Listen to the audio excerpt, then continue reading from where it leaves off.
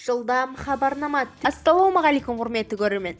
Егер жаңалықтарды алғашқылар қатарында білгіңіз келсе, арнамыздағы подписаться және де бір ғана лайк түймесін басып, видеоны соңына дейін қараңыздар. 4% автокредиттің электронды кезегі іске қосылды. Электронды кезек 6 ақпаннан іске қосылады. Арнайы автонасия.кз сайтына әзірленген.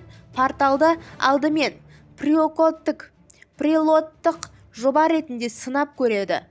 Өтінімдерді қабылдау 6 ақпаннан сағат 10:00-ден басталады.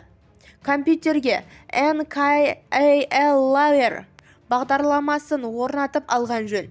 Себебі электрондық цифрлық қолжазба қою керек болады. Сайтта өтінішті орындау барысында бақылап отыруға мүмкіндік болады.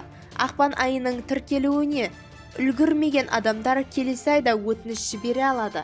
Бізді тамашалауды жалғастырыңыз және де бір ғана лайк түймесін басуды ұмытпаңыздар.